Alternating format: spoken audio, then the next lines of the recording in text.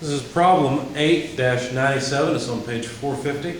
Consider a 2-meter high electric hot water heater that has a diameter of 40 centimeters and maintains the hot water at 55 degrees Celsius. The tank is located in a small room whose average temperature is 27 degrees Celsius. And the heat transfer coefficients on the inner and outer surfaces of the heater are 50 and 12 watts per meter squared per degree Celsius respectively. Now this is a long problem statement, so let me begin drawing some things and placing the numbers that are given in the problem so you can understand where they all go. Now the author is describing a water heater tank where the water itself, the tank itself, is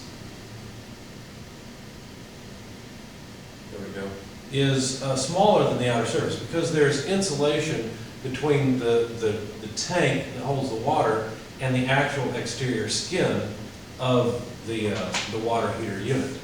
So there's a lot of insulation here, and so there's a difference in these dimensions. Anyway, the convective heat transfer coefficients that the author has just described, excuse me, the inner convective heat transfer coefficient in the water, it's called this H. I'll add a subscript in a bit. But the convective heat transfer coefficient in the water is 50 watts per square meter per Celsius, per degree Celsius. Okay. Now the heat transfer coefficient outside H in the air around the tank is 12 watts per square meter per degree Celsius. So there's a big difference, primarily because the water inside the tank is in a liquid form and the air outside of the tank is in the gaseous form, in the gas phase. But another thing to note, the water heater is 40 centimeters in diameter. Now that's the tank, so that's the diameter of the tank is the 40 centimeters. And I called that, let's see, did I use a symbol for it? I don't recall. It doesn't matter. We'll just jot it down now and add a symbol later if necessary. But 0.4 meters. Now your author says there's a 3 centimeter thick insulation layer. So what that means is that the outside diameter of the tank should be 0.46 meters. Now all of this is in the figure off to the side, so make sure you reference the figure as well. The temperature of the water within the tank is 55 degrees Celsius because it's held at that temperature. And then the temperature of the air outside is 27 degrees Celsius. Okay, so let's see, where were we? The tank is placed in another 46 centimeter diameter sheet metal tank of negligible thickness. In other words, only account for the resistance to heat transfer that the insulation provides. If you've ever taken a water heater unit apart, you know that the outside shell of the tank is very, very thin. It's very thin sheet metal. I don't know what gauge it is, but I know it's pretty thin. It's probably 20 gauge or so. So it's negligible heat transfer, or negligible resistance, excuse me, especially by comparison to the resistance of the foam between the two. So we'll just neglect the outer skin of the tank. Space between the tanks is filled with an insulating foam, and they give us the properties of the foam. I'll go ahead and add that here. I guess I'll add it in purple so that I can differentiate the foam. But the thermal conductivity of the foam is given as 0.03 watts per meter per degree Celsius. Okay, let's see. The price of electricity is 8 cents per kilowatt hour. Now, a lot of times I'll change that because that's a pretty low price in today's market. But no, I did use 8 cents per kilowatt hour, I guess, since it was given. But like I said, that's a pretty low price. So the electric cost is $0.08 per kilowatt hour, which is 8 cents per kilowatt hour. Let's see, and the homeowner pays $280 a year for water heating that is due to heat loss from the tank. So the loss, the price of the homeowner pays $280 a year for water heating to determine the fraction of the hot water energy cost of his household that is due to heat loss from the tank. So the total price paid is $280 per year for hot water. This is so they can take warm showers and have warm water to wash their hands or whatever they need. Now, some of this money goes into basically just heating the home because there's going to be heat leaking out of that tank. All right, hot water tank insulation kits consisting of 3 centimeter thick fiberglass insulation with a given thermal conductivity there, large enough to wrap the entire tank, are available in the market for about $30. If such an insulation is installed on this water tank by the homeowner himself, how long will it take for this additional insulation to pay for itself? It's actually interesting because these are kits you can in fact go down to your favorite big box store and purchase. You can today go and buy a fiberglass blanket, basically, to wrap around this. And you might wonder, well, is that really worth it? Well, let's find out. Let's determine. Let's start off by figuring out how much loss there is initially. In other words, what percentage is wasted. And then we'll go through the problem again with more resistance to heat transfer due to the fiberglass blanket. All right, so let's set this up. The total heat loss rate for heat transfer is going to be equal to the heat loss rate from the sides. Notice I'm talking about in the radial direction, okay, so along the sides of this thing, plus the heat loss rate from the top, plus the heat loss rate from the bottom. Now, is it really valid to combine all these together? Well, yes, there would be loss from all of those, but this convective heat transfer coefficient is probably specified for the side, not so much for the top and the bottom. The top will probably lose heat at a higher rate than the sides, and the bottom will probably lose heat at a lower rate, unless the bottom is sitting on something very cold, like a basement floor. In fact, if you have a hot water heater in your basement, it's a good idea to set the hot water heater up on something to provide some resistance to heat transfer. I've got mine setting up on a couple of wooden blocks, and then I've got insulation underneath it to prevent loss out the bottom. But loss out the top is actually probably a lot higher than what we're going to estimate. We're just going to use this convective heat transfer coefficient for all the sides and be done with it. So we're going to assume that the top and bottom heat transfer rate is equal, and so we'll just compute Q dot sides plus 2 times Q dot top. So that'll be our heat loss rate, or at least what we'll use to estimate the heat loss rate and figure out the amount of time it takes to pay for a little bit of extra insulation. The heat loss rate from the sides, let's attack this one piece at a time, would be equal to the temperature of the water less the temperature of the surroundings divided by the total resistance. So if I knew the total resistance from the water all the way to the air, then I could use the driving force for heat transfer, the difference in temperature between the water and the air, divided by that total resistance, and have the heat transfer rate from the sides. Okay. The total resistance, of course, notice I'm not dealing with the top yet. We'll deal with that in a minute. The total resistance would be 1 over 2 pi R1 LH1. What the heck am I talking about? Well, I've defined a symbol here. R1 is that inner radius. So what I'm talking about is the resistance to heat transfer in the water. Notice there's a convective heat transfer coefficient here, and this is basically an area because 2 pi r would be the perimeter of the tank, and then L is the height of the tank. So that's the outside surface area of the tank. It's a cylindrical area. So there's the resistance to heat transfer in the water. Now there's resistance to heat transfer in the foam itself. So we have to add that. And notice the foam is a round section, so we have to use the cylindrical shape equation for resistance. And that would be the natural log of R2 over R1 divided by 2 pi Lk. Now, K is going to be the thermal conductivity of the foam, and R2 is just the radius to the outer skin of the water heater unit itself. Okay? Now, one more resistance. We've got the resistance in the water, resistance in the foam, and then there's also resistance in the air outside of the skin of the tank. So that would be 1 over 2 pi R2 LH2. Hope that didn't run off the video screen for you, but you'll see me fill it in just a moment. So here's our equation for the total resistance, at least from the sides. We'll deal with the top later. Now we have some choices to make, so let's go ahead and plug in numbers and make our choices. Let's begin. The first one's pretty easy.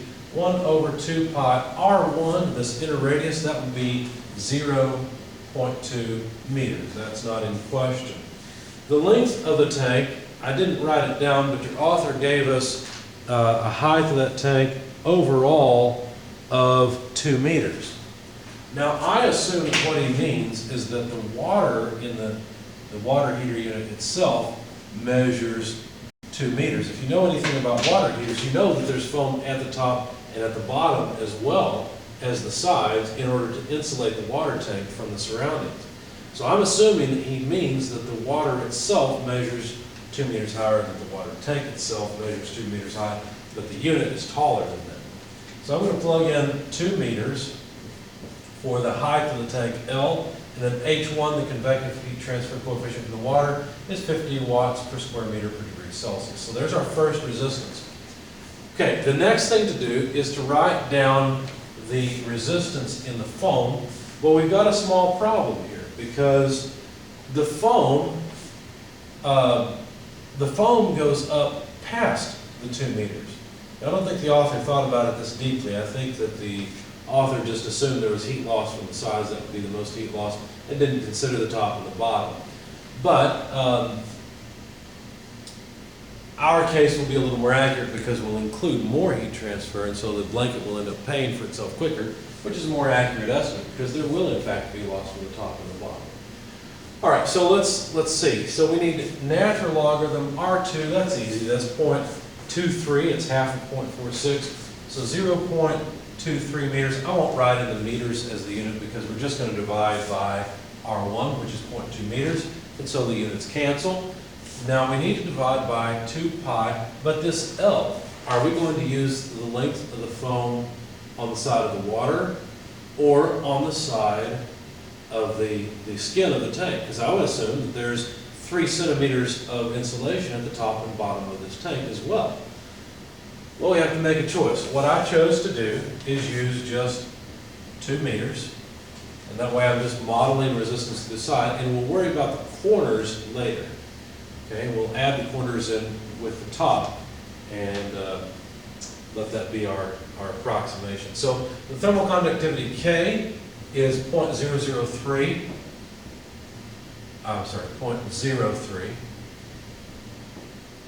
watts per meter per degree Celsius. Now I'm out of space on the video, so let me move this last term down.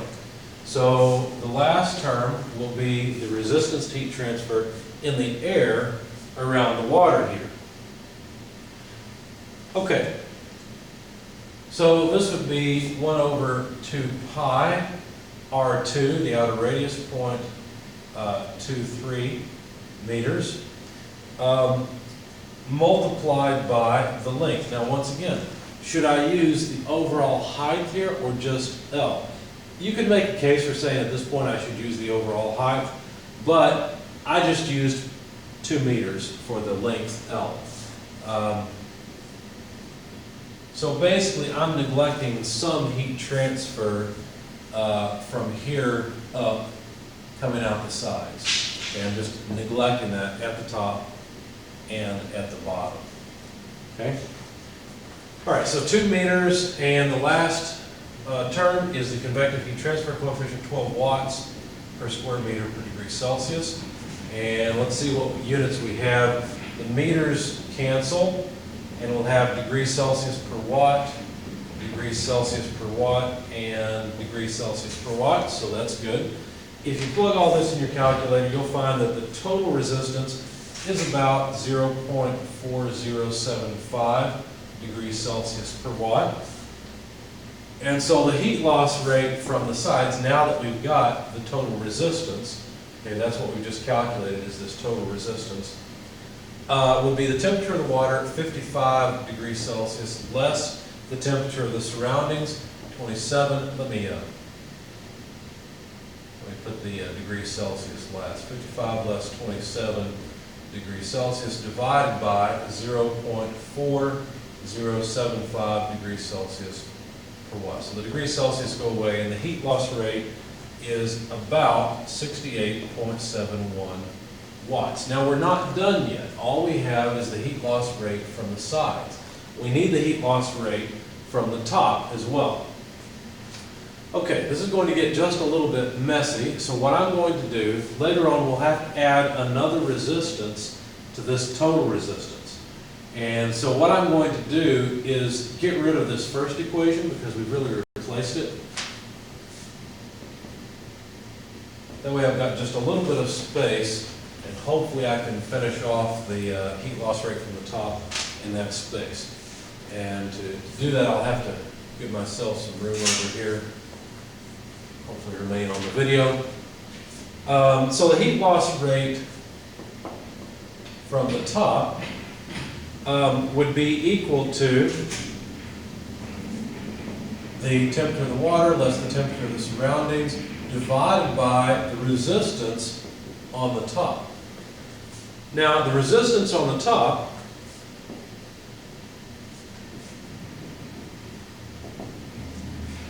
would consist of convective resistance, conductive resistance, and then convective resistance. Now, what am I talking about here? Well, if you consider heat transfer in the vertical direction, the heat has to get through the water. So there's the first term. It has to get through 3 centimeters of foam. That's this term. And then it has to go into the air. That's this term. So there are 3 resistances along the path of the heat flowing out of the water and into the air above the water heater unit. Notice that the resistance to heat transfer in this direction is very different from the form of the heat transfer going through the foam on the sides. Why the difference? Well, the reason for the difference is that on the sides, the heat is going through a curved section, whereas in the top, it's going through just a planar section. If you were to look at that, if you were to extract the foam disc from the top, it would just look like this, right? It would have 3 centimeter thickness, and it would have some area A, and that area A is what we're talking about here. Okay, so hopefully that helps you understand what I intend to do here. Okay, the area of the top. Now, once again, I have some options here. The area at the top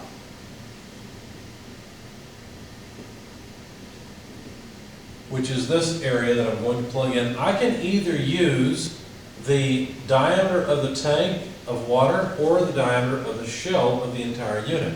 What I chose to do was use the diameter of the tank of water. Now, what that does is that neglects heat transfer in the vertical direction out in this section of the tank. Is that accurate? Probably not. I probably should have included it. But basically all that'll do is just make the blanket pay for itself quicker. Or that's the effect that it'll have on our problem. So I neglected that part and just took the area to be this area. Okay, where this is the projected area above the water tank itself. So you can see there's a lot of variation in different ways you can solve this. Anyway, it's pi times 0.4 meters squared divided by 4, okay, because there's the diameter of the water tank.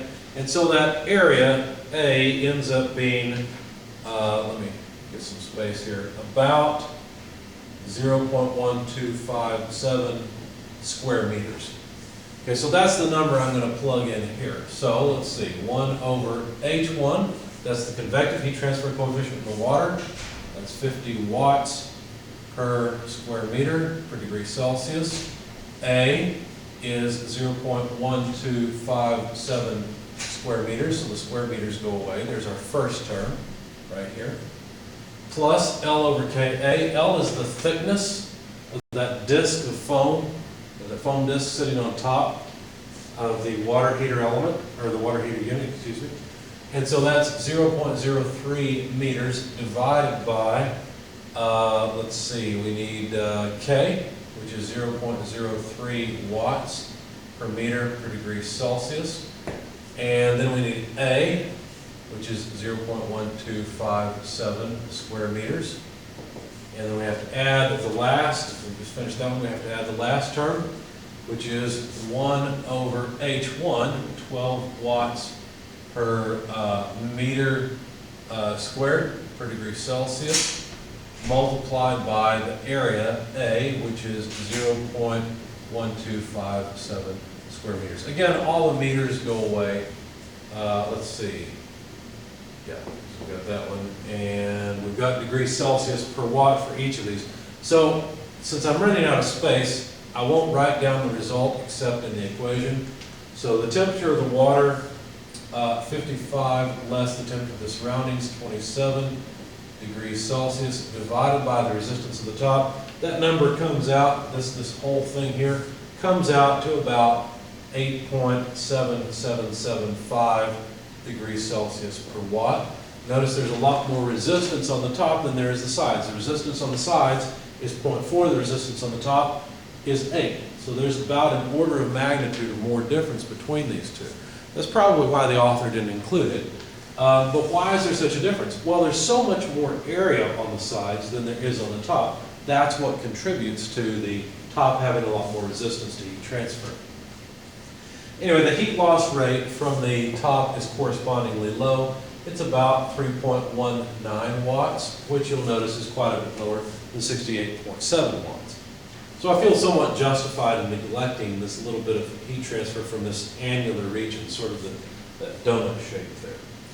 So basically, the total rate of heat transfer, now that we've got Q dot top, we have to multiply it by 2 and add to 68.71. When you do that, you find that it's 75.09 watts. So essentially, the water heater without the blanket on it is like leaving a 75 watt light bulb on all the time. So that it's not too bad, but there's no point in doing it if you don't have to. So let's see, let me get rid of these numbers here because we've used them so much, hopefully you know what they are and where they come from. So I don't want to erase any of this yet. So the total energy loss is equal to the energy loss rate multiplied by the amount of time that the energy flows. So this would be 75.09 joules per second. Notice that's what 75.09 watts is, multiplied by 1 year. Now you need to convert years to seconds. I'm going to leave that to you. It's pretty easy. 365 days a year, 24 hours a day, 3,600 seconds per hour. It's straightforward. You'll get a total amount of energy loss of 2.368 times 10 to the 6th kilojoules. You should pause the video at this point and try that yourself and make sure you get that number. Now, basically, this is energy that is wasted, right? Because we've just calculated the heat loss rate from the water heater. So let's see how much that energy cost us to buy. Well, let's see. If you take 2.368 times 10 to the 6th kilojoules and convert it to kilowatt hours, because notice a kilowatt hour is a unit of energy just like a kilojoule is, but it's a different magnitude. In fact, there's 3,600 kilojoules for every 1 kilowatt hour. And then multiply that by the amount of cost in dollars per kilowatt hour. Notice the kilowatt hours go away, the kilojoules go away, and we'll just have dollars of cost. So this is wasted dollars. Wasted dollars, multiply all this out, and you find that it is $52.62 a year. That's how much of this $280 is just wasted. We'll get rid of the electric cost since we've used it. So the fraction wasted is simply 52.62 divided by 280. And so that comes out to 18.8%. So almost 20% of the electricity that we're paying for to heat our hot water is not heating hot water. It's not doing anything well. It is heating hot water, but we don't get to use that hot water because that water cools down, and we have to put more energy into it to get it back up to a usable temperature. So there's the percent that is wasted. Now the book answer is, I think, about 17.5%. They probably got that by neglecting the top and bottom. I'm not sure why there's such a large difference. But I do know that this analysis is reasonable. Okay, now what if we add 3 centimeters of extra insulation on top of this? What if we go down to your favorite big box store and we add a blanket of insulation around the hot water heater? Okay, so, and this is something you can actually buy. They're not terribly expensive. They are $20 to $30 or so. They're pretty easy to install, but it's important that when you install them, there's a lot of cuts and things in them. It's important to seal all those up as much as you can in order to prevent air from just flowing through. So let's see what happens with 3 centimeters of extra insulation, where the thermal conductivity of that insulation, K, notice this is different than the foam, okay? K is 0.035 watts per meter per degree Celsius. What is that going to do? Well, we're still going to have heat loss from the sides and the top. But now, hopefully, the heat loss rate will be less. Okay? So let's find out. Why would it be less? It should be less because the resistance on the sides and on the top should be more. Well, how will there be more resistance? Well, now there will be another resistance term. Okay, so it will be a term a lot like this term, but it would involve R2 and R3, where R3 is the outside dimension with this new, 3 centimeter thick insulation piece. Yeah, 3 centimeters of extra insulation. Okay, so it'll look a lot like this. My board's getting pretty messy, so let me just temporarily move this so you can see what the term would look like. And I'm not eliminating this term. I'll leave it in the equation. But let me show you just what the extra insulation would look like. It would be natural logarithm of R3 over R2 divided by 2 pi Lk, where this K is the new insulation and this K is the insulation from the foam. Okay, so now if you plug in all the numbers, basically that means I've got to add a new term, and since I'm running out of space here, what I'll do is just add the term in. It doesn't matter what order you add the resistances in. It'd be the natural logarithm of R3, where R3 is this outside dimension. Now, if we have 3 more centimeters of thickness, then that would be, what, 0.26? Okay, so 0.26 meters to the outside, divided by R2, which is still 0.23, divided by 2 pi, and to be consistent, I'll use the same length L, that 2 meters of length I've used throughout this resistance calculation. So 2 pi L, and now I need the thermal conductivity of the new blanket. Okay? So all that does is it adds one more resistance term to the total resistance. Now, the meters cancel, and again, we'll have degrees Celsius per watt. So what happens to the total resistance? Well, I don't really have room to write it down here, so I'll just put it into the equation. It comes out, instead of being 0.4076, the resistance increases. It goes to 0.6829 degrees Celsius per watt. Okay, so notice the resistance went up. It was at about 0.4. Now it's at almost 0.7. So that's quite an increase in the resistance. And so if you calculate the heat loss rate, instead of being 68.7 watts, the heat loss rate goes down to about 41 watts. So that's a pretty big drop in the loss rate. It didn't cut it in half, but it's pretty good. It's about 2/3 of what it was. In fact, a little less than 2/3. How about the top? What happens to the top? Well, the top just has another resistance in it as well. It would be, let me move this over, 1 over H2A. It would be another L over KA, because it's just going to add some thickness to the top. The thickness is going to be 3 centimeters. Excuse me, the new thickness is going to be 3 centimeters of added insulation. This K would be the new thermal conductivity, because the thermal conductivity of the blanket is different than the thermal conductivity of the foam, but the area will be the same area. And once again, I'm running out of space here. You should try it, but what you should get is another plus 0.03 meters divided by 0.035 watts per meter per degree Celsius, and divided by the area 0.1257 square meters. So the square meters go away as usual when we have degrees Celsius per watt. Now, like I said, things are getting pretty messy. What happens to the resistance at the top? Well, it was just 8.7775, but now the resistance goes up, and you might be surprised how much it goes up. It goes up to about 15.5965 if you want that many decimal places. Why did it go up so much? Well, basically we doubled the insulation, right? If you look at the magnitude, and you should try this, you should pause the video. Each of these terms, you should calculate a number for each of those.